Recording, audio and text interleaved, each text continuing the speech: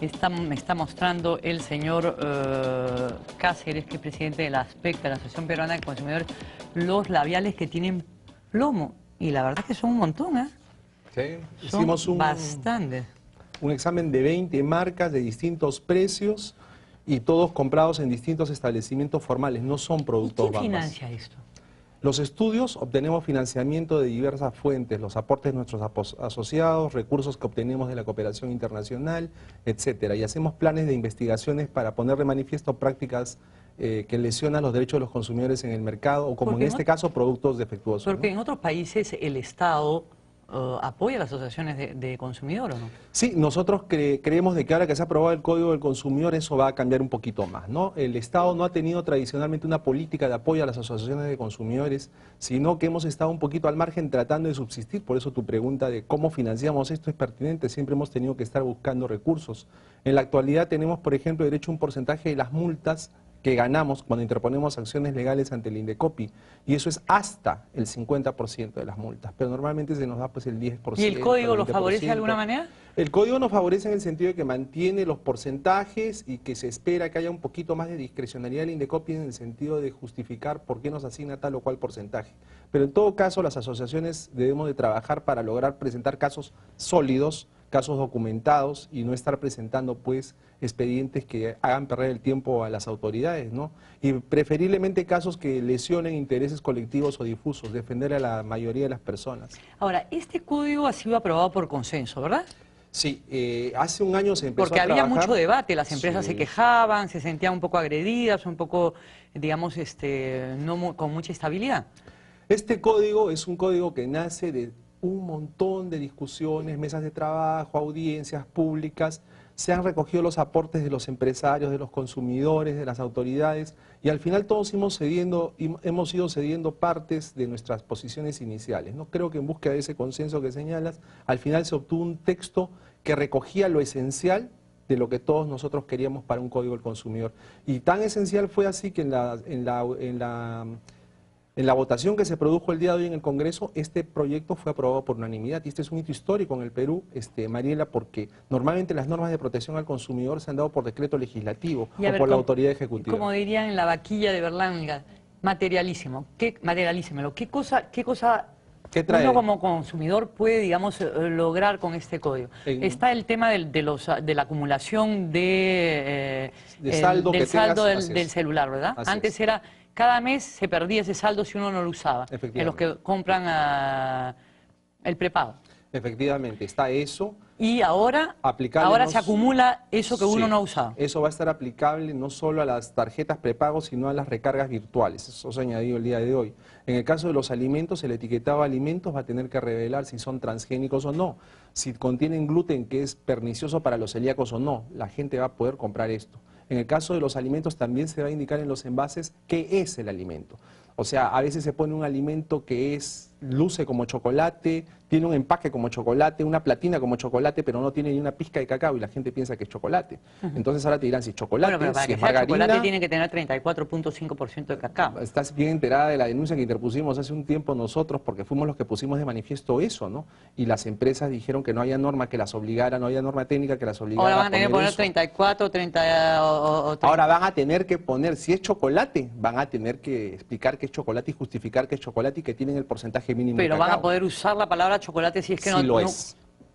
Si tiene 34.5%. Si lo es, tendrán que utilizarla. ¿Y si no? No deberían utilizarla porque estarían violando lo que dispone la Ley de Protección al Consumidor. Eso es en el tema de alimentos. En el tema de servicios financieros, que son los más quejados en ASPEC y en el Indecopi. O sea, las tarjetas de crédito, los cobros. Normalmente el problema tiene que ver con las tasas de interés. Cuando una persona contrata un servicio financiero de crédito, normalmente pregunta por la tasa de interés y le dicen el interés mensual va a ser tal. Y uno saca un cálculo mental y ese cálculo mental es inexacto porque el banco no te dice que además del interés te cobra comisiones, te cobra gastos, te cobra aportes, etcétera, etcétera, etcétera. Entonces al final tú piensas que el interés que se te va a cobrar es tanto, pero no solo es el interés, sino hay una serie de factores. Además están las modificaciones unilaterales de los contratos, que ya están prohibidas. Perdón, antes de las modificaciones unilaterales de los contratos, ¿este interés va a tener que ser mandado a través de una comunicación? ¿Cuánto va a ser y qué corresponde a qué para que esté bien claro? No solamente verbal, me imagino. Lo que dispone el código es que el interés que te van a comunicar las instituciones financieras es el llamado la llamada tasa de costo efectivo anual. O sea, se va a tomar una unidad de referencia de 360 días calendarios y en esa tasa va a estar incluido el interés más los otros conceptos, para que tú puedas como consumidor sacar un cálculo exacto de cuánto es lo que vas a ganar o cuánto es lo que vas a tener que pagar. Por ejemplo, están llegando recibos de teléfono de manera virtual y en la carta dice que se ha aceptado este tipo de servicio que sea virtual cuando hay gente que no lo ha, digamos, aceptado ni se la ha consultado. Es que lamentablemente en nuestro país... ¿Eso se puede, digamos, cuestionar? Lamentablemente en nuestro país es una práctica usual. Esto es las modificaciones de términos contractuales en servicios públicos, en servicios financieros, etcétera.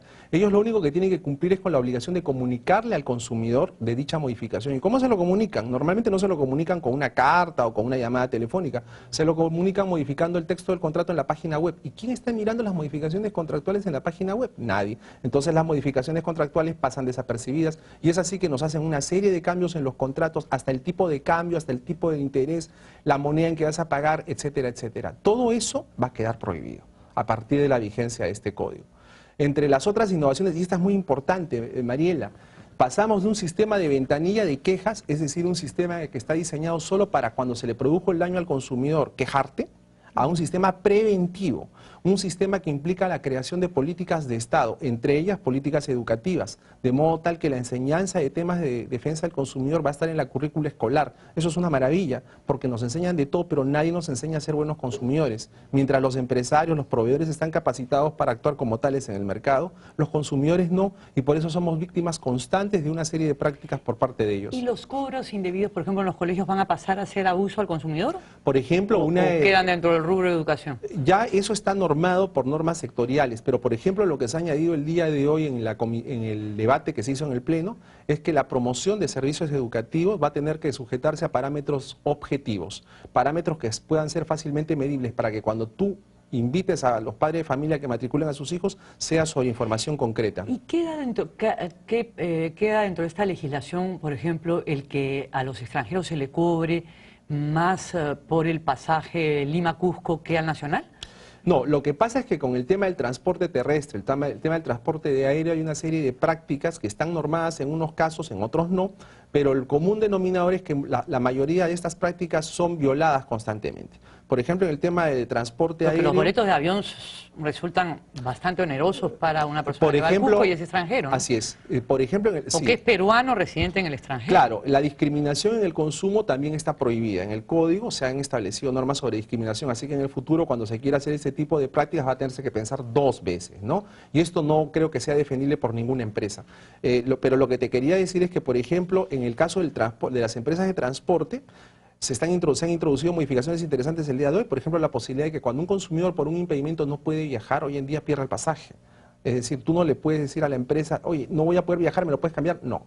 A partir de ahora, una persona que no puede viajar va a poder transferir su pasaje a otra persona, tal vez venderlo a un menor precio, y lo único que tiene que hacer es informárselo con 24 horas de antelación a la compañía aérea, por ejemplo, ¿no? Ah, va a poder transferir. Sí, va a poderlo transferir, eso es un pierde. derecho. Claro, ya no lo pierdes. Es más, no sé si estás enterada de que cuando tú pierdes el boleto de ida, automáticamente pierdes el de regreso también, ¿no? No, Sí, nunca me ha pasado. Felizmente, ¿no? Entonces, hay una serie de prácticas que se vienen suscitando en el mercado que son preocupantes, ¿no? Nosotros a veces hemos tenido reuniones con las aerolíneas, hemos tenido reuniones con las empresas de transporte. Yo creo que va a haber una vocación de que todos nos pongamos la camiseta para sacar adelante este código que va a implicar una verdadera transformación del país. Sobre todo la difusión de las bondades que tiene, ¿no? Porque hay que saber qué cosa es lo que uno puede reclamar y qué cosa es lo que no le pueden, digamos, cometer un atropello. Mil gracias por acompañarnos, señor Cáceres. Muy buenas noches. Gracias a ti, Mariela. Un placer.